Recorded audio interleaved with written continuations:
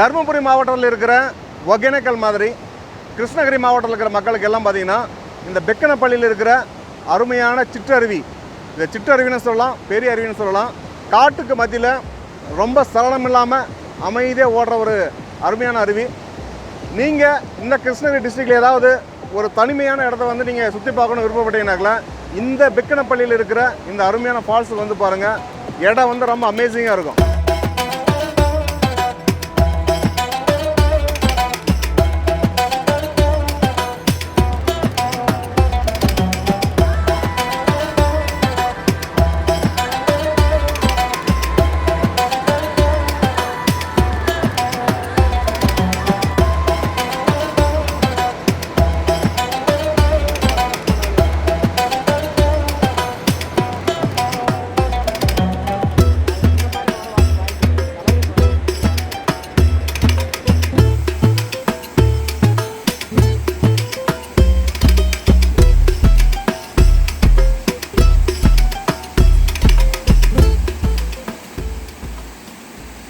குறைஞ்சது நான் சின்ன வயசே இருந்தேன், ஒரு 15-10 வயசுல இருந்தேன். அப்போந்தே தான் தண்ணி இப்படியே போயிட்டே இருக்கு. அதுக்கு முன்னா தண்ணி வெளுப்பாக கண்ணாடி மாதிரி வரும். ஸோ நாங்களாம் தண்ணியாக தான் சாப்பிடணும். குறைஞ்சி இப்போ ஒரு 25 வருஷத்துல இருந்தேன். இந்த பெங்களூர் சாக்கடை வந்து யாரும் சாப்பிட்றோம் தண்ணியை.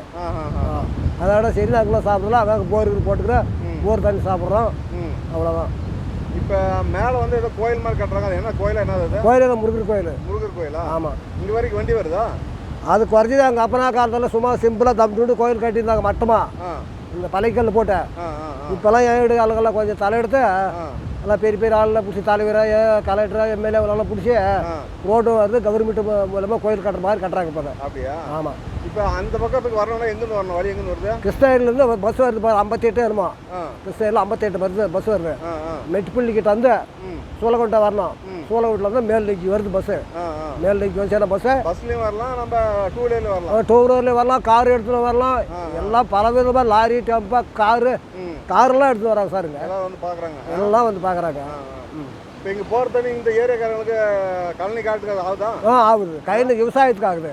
சாப்பிட இங்கே என்ன விவசாயம் அதிகமாக பண்ணுறாங்க? எல்லாம் நெல், தக்காளி ரெண்டு தான். நெல், தக்காளி அதிகமாக பண்ணுறாங்க. ரெண்டு மரம். தென்னை மரம் இருக்குது. அவங்க நிலத்தில் தென்னை மரம் வச்சுக்கிறாங்க. அவங்க நிலத்தில் வச்சுக்கிறாங்க.